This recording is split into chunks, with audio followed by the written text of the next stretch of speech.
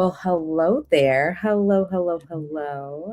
I'm Hello. Brianna, and I am the Senior Director of Marketing here at RenderATL, and I have the wonderful, the lovely, the Ava Toro here with me today. I'm Hello, so excited. hello. It's Hello. so good to have you on RenderATL Live.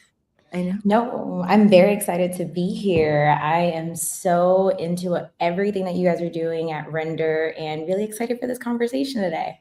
Me too. So, those of you who are tuning in, whether you're watching it live or streaming it after, Ava is actually one of our Render ATL speakers for 2026 as well. But she's a lot more than that. So, Ava, why don't you introduce yourself to people?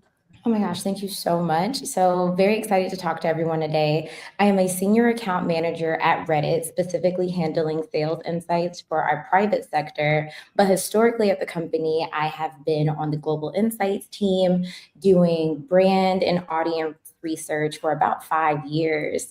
And from there, I started at agencies doing strategy. So, I worked with brands like Arby's, like Apple, like Starbucks, Google, the DoD, Tegna, so many others, and just really kind of really cultivated my experience agency side and tech side to really build out a resume of cultural identification, a lot of data and analytics mining to bring forth the researcher you see today.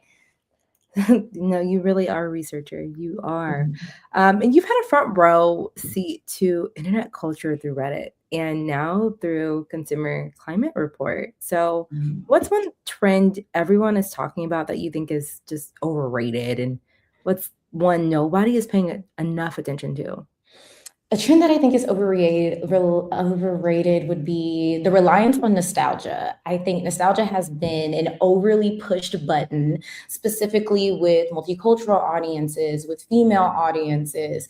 It's kind of a lever you want to pull to kind of tickle a very familiar funny bone in people. But I think it's been missed and over leveraged to try and get legacy brands echoing with new audiences and get emerging brands, helping them align. But I think what they're not paying enough attention to right now is the value of education, specifically taking a step back and educating people on your brands. One of the things I've noticed with a lot of my research is when people and brands and agencies come to us, they're like, hey, what's new? What's going on right now? And about 70% of the time, it is misinformation about their brands that would be easily dispelled with more education. I remember a time when it was not abnormal to see like how-to ads and video ads that guided you through from both a B2C and a B2B perspective on how to and when to use their products and their brands. But now I think we lead with a lot more storytelling, and that storytelling is helpful for contextualization, but people are having issues when they're actually using and interacting with your tools and brands. So I think we need to move away from the nostalgic storytelling just to get that emote and lean more into educating as an onboarding mechanism and an awareness mechanism for our brands. I know that's right. I think nostalgia is great when it comes to things like TV, music, energy. But as we continue to grow as a culture, as a society, we have to evolve, and education is key to evolution. Simple as that. I should write that down. Yes. Education is key to Keep evolution. evolution. Yes. Right. So you spend a lot of time studying consumer behavior for a living. And you kind of hit on what businesses need to do, but what about people? What's something people are doing right now that businesses haven't fully caught on to yet? I don't think businesses have fully caught on to how people are really looking for themselves in your positioning, in your targeting. And what do I mean by that? People are waiting for brands to take recognition that I'm a part of your audience segment. Let's take, for example, something like anime. You know, you and I are both in Atlanta, and I'm very familiar with some of the anime led initiatives in the city, like Trap Sushi. Shout out to Troop and Stephanie. But a lot of brands are not aware of the saturation of Black audiences within anime. And this is just one example of many. I think there is a need for audiences to be like, hey, brand A, don't you see, like, I'm a part of your audience segment. I'm here. I want to be able to see myself in your messaging. I want to see your targeting in the places that favor me and my community. And as brands stand right now, there's a lot of assumption of who their audiences are. There's a lot of misconceptions on what audiences are looking for. And recognition looks different for different audiences. That recognition could come in representation from the actors in some of the advertisements. But sometimes it's being able to see a placement somewhere I wouldn't have expected. For example, let's take being able to see a placement for Crunchyroll on BET. I haven't personally seen something like that, but knowing how many and the amount of growth, the double-digit amount of year-over-year growth in Black anime fans and purchases from these types of fans, you would want to see that recognition there. Other ways the audiences look for recognition is representation at events that, really go towards our communities. I think about the queer community there. Sometimes representation is a little bit quieter. See me, don't save me, but recognize that I'm here. So maybe that isn't just participating during Pride Month. Maybe that's figuring out, what conferences, what events that are really valuable to this audience to make sure that we're showing up there outside of those tentpole moments.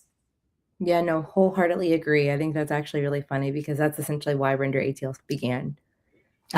When Justin kept going to conferences and didn't feel like he could just be himself and felt a little strange being a brown boy who has colorful hair.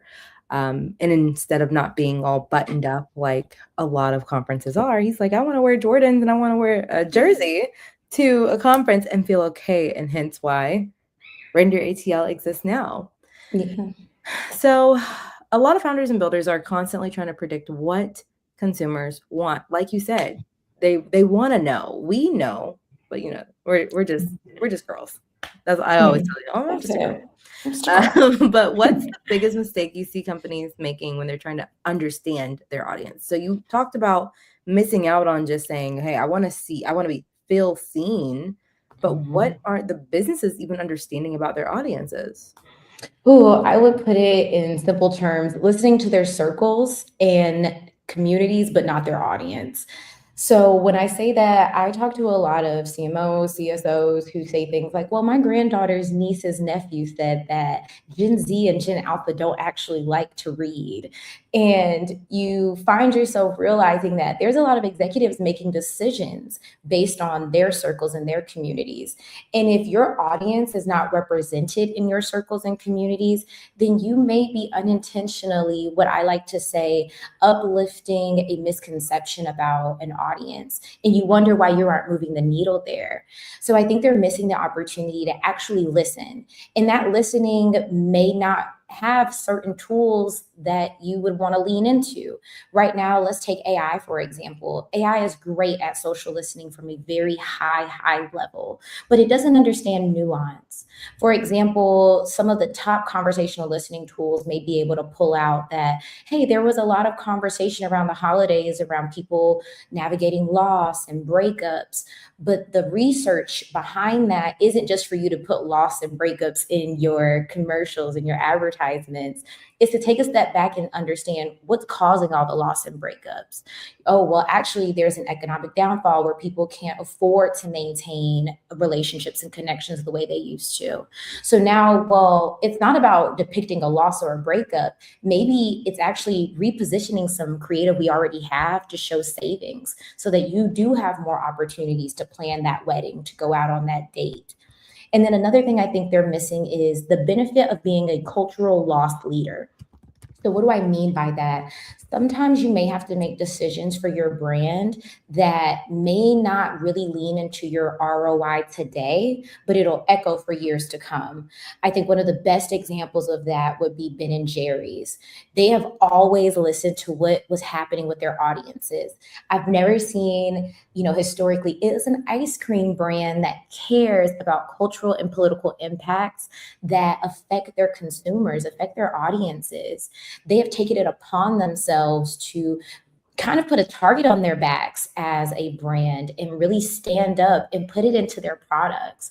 So really understanding that your community may not be your audience, and there's more value, especially as it stands right now, in being a loss leader today to be a culture mover and shaker tomorrow. I wholeheartedly agree. Wow, that is so spot on. That is, I mean, as a marketer, maybe I'm biased, maybe, because I think there's so much power in being able to put yourself in other people's shoes via your communities, your circles, but also remembering to be empathetic. Like Oh, empathy 100%. is such a strong way to build. Being able to have the ability to be empathetic in order to build will take you so far. That being said, there's a lot of people who are attending Render who are building something. They're building products, they're building startups, or even communities. What's one signal that they should be paying attention to right now if they want to stay ahead of where consumer behavior is heading? One thing that they can do today is, I honestly, even outside of just working there, I really do feel like Reddit keeps a pulse on the community of all communities that I don't think you'll see on other platforms, and not even other AI tools. There are products that are externally facing specifically for businesses, and these are free. You signing up for both a Reddit business profile and a Reddit consumer profile only require an email. That's it. We just need an email. So being able to sign up for those consumer facing tools, for example, make your consumer facing Reddit profile. Play around with some of our tools like Reddit Answers. So let's say, for example, I was working for a Nike. I would want to have a Reddit consumer and a Reddit business profile. On my Reddit consumer profile, I'm maybe joining conversations as this is not my Reddit name, r/Duncan Hoops. I would go in there into r/running shoes, and figure out what are people talking about here. Maybe I'll navigate on over to Reddit Answers like a consumer would and say, what are the best Nike shoes right now? I think those are some really great consumer facing tools to understand what they're seeing and what you as a brand need to know about how those conversations and searches are looking. And then from a brand perspective, signing up for Reddit Pro, which once again, it just requires you going to Reddit Business, signing up an account. Reddit Pro comes with your account, and you're able to have some access to some high level social listening tools. For example, figuring out what are the top communities in which Nike is being discussed. Is it r/running shoe geeks, or is it r/chess club? You'd be surprised about the interest overlap on Reddit. And I think because of that interest overlap, people aren't always beholden to keep certain things and certain subject matters in one arena. For example, I'm working right now with a religious-based brand, and we are showing them how those conversations around religion and spirituality, they're not just happening in those communities. They're happening in gaming communities. They're happening in parenting communities. This is a really great place to understand the saturation of your brands and being able to navigate and look through. And I would say one other mindset shift, because now you asked me for one, I'm gonna give two. I'm so No, sorry. girl, give them all. Give us I'm gonna all give of it the to. info. I'm gonna give it to. I would say, especially knowing that Render is a great mix of founder-led businesses and a great mix of enterprises, is to not be overwhelmed and distracted by the creator push. I say that because my talk at Render is going to be around brand visibility and how to manage both a paid and organic mix, and what strategies there will help increase that brand visibility on LLMs. And I think there is a misconception right now that overly investing in creators to generate that organic kind of content that you need, it's not scalable.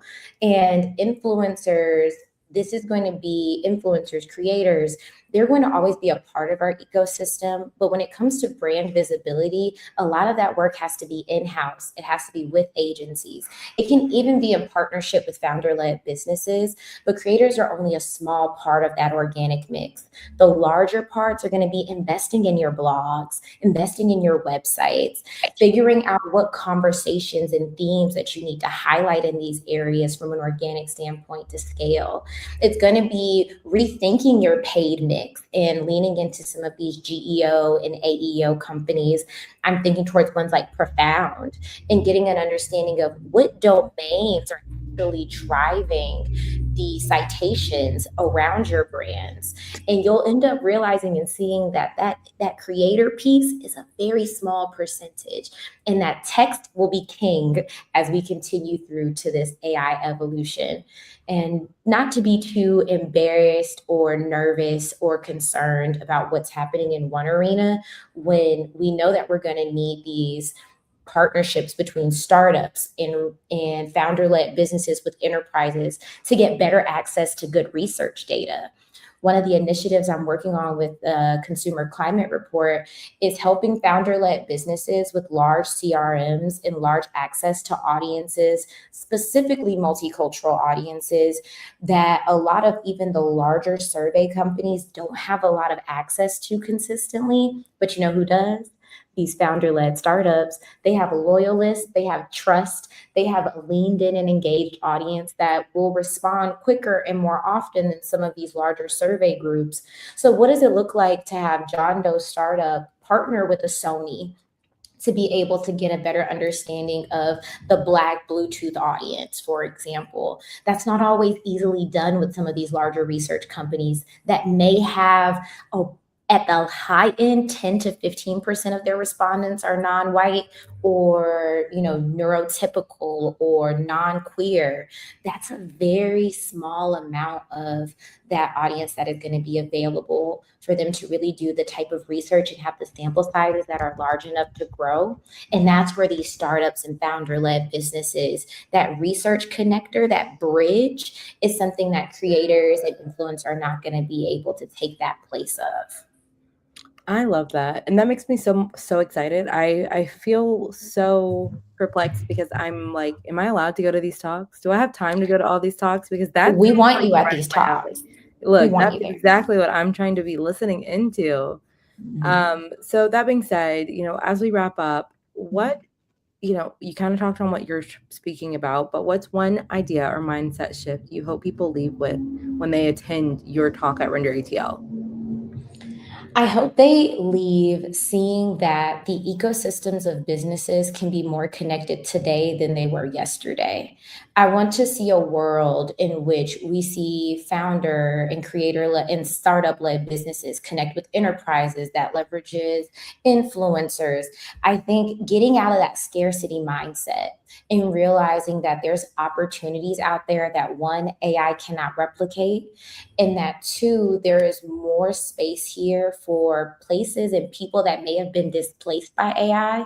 I think towards the journalist. I think towards the junior analyst. I think towards the intern. We can bring back a world in which interns used to manage blogs all the time. That was the early 2000s. That was literally your job. You would hire someone to come in and do blog and social media post all the time. That's not going to be able to be replicated by AI. AI is not going to be able to contextualize that long form content. And sometimes AI can tell when it's speaking to itself. So being able to have those opportunities, those aren't going to go anywhere, at least for the businesses that actually want to have a brand visibility and actually want to scale and listen to their audiences. So really get out of that mindset shift of scarcity and lean towards the abundance of new opportunities in areas that you may have already known or areas that may be emerging as we continue to grow. I love that. Like I said, this is making me excited for your talk. Yay. I can't wait to be front row center. It's going to be good. Mm-hmm. And now that we've heard a little bit about what you're doing, what people should be doing, what businesses should be doing, and what you're going to be talking about, I think it's time for us to give away some tickets to the conference. I think so too. More tickets, more people at the conference, more people at the conference, more people at my session. Yes. That part. Look, if you get a ticket today, you're required by law to go to this talk. By law. So that being said, I think the first 3 people to comment where the first RenderATL took place, I'll give a ticket to. What you gotta do is comment where the first RenderATL was, and I will gift you a ticket. First 3 people. I'll go at once. I can tell you it's in Atlanta. I can tell you it's in Atlanta.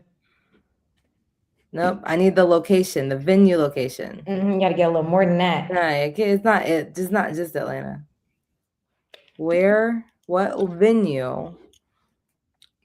Oh, I see someone.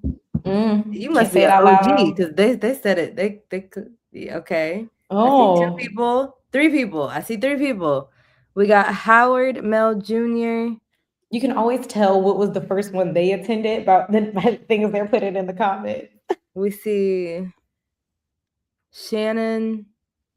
We see. Oh my God. Okay. You guys got it. Okay. So Howard, Shannon, Martin Hartsfield, the reset five. Wait, I can't even count. Martin Hartsfield 7539. Howard Mel Jr. 622. Shannon 46 and Jessica B 5230. Y'all are going to email marketing@renderatl.com with proof that you own this account for your ticket, and I will email it over. So again, that's marketing@renderatl.com.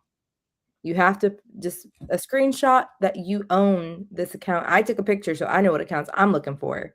And I'm gonna double check that you are at my talk as well. We'll put a sign out just for y'all. Now your full. Oh, we're gonna put your full government. I'm one of those friends. I find full government names. I'll find y'all. That being said, I look forward to seeing the four of you plus more at RenderATL August 12th and 13th here in Atlanta. I can't believe it's coming up so soon. That's actually crazy. It went by so fast. It did. It feels like we were just there last year.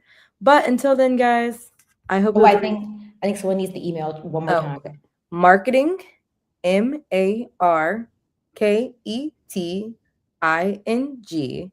at RenderATL, RenderATL.com.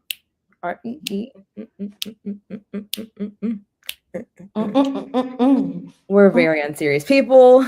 We're showing our real sides. We gotta stop. See, we gotta stop. We gotta. We did. We were doing so good.